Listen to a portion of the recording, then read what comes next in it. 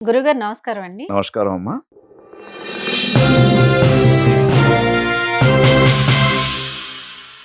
ఫిబ్రవరి నెలలో వృశ్చిక రాశి వారికి ఎలా ఉండబోతోంది? నమస్తే అస్తు భగవన్ విశ్వేశ్వరాయ మహాదేవాయ త్ర్యంబకాయ త్రిపురాంతకాయ త్రికాగ్ని కాలాయ కాలాగ్ని రుద్రాయ నీలకంఠాయ మృత్యుంజయాయ సర్వేశ్వరాయ సదాశివాయ శ్రీమన్మహాదేవాయ నమః.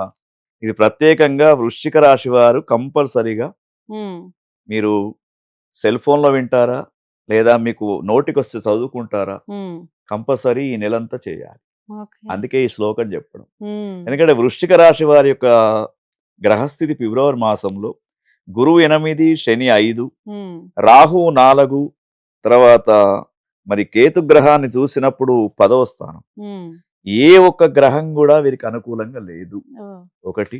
తర్వాత పంచగ్రహ కూటమి చూసినప్పుడు వృశ్చిక రాశికి అన్ని 4వ స్థానంలోనే ఉన్నాయమ్మా. హ్మ్. అయితే ఈ 4వ స్థానంలో ఉన్నప్పుడు కేవలం ఇక్కడ వీరికి బుధుడు, శుక్రుడు అనుకూలంగా ఉన్నారు. హ్మ్.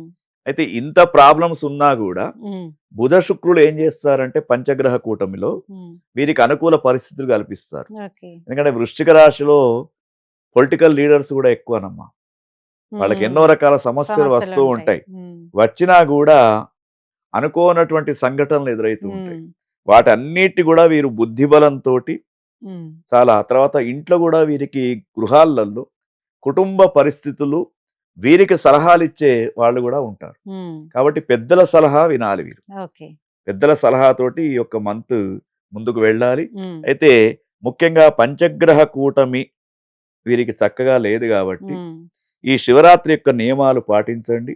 ఓకే. లయకారుడైనటువంటి శివునికి మహన్యాసక పూర్వక రుద్రాభిషేకం హ్మ్. అయితే పెద్ద పెద్ద దేవాలయాలకే వెళ్ళి చేయాలని కాదు. హ్మ్. దగ్గరలో ఎక్కడ శివలింగం ఉంటే అక్కడ చేపిస్తే ఓకే. వీరికి అనుకూలంగా ఉంటుందమ్మా. ఓకే గురుగారు. నమస్కారం. నమస్కారం.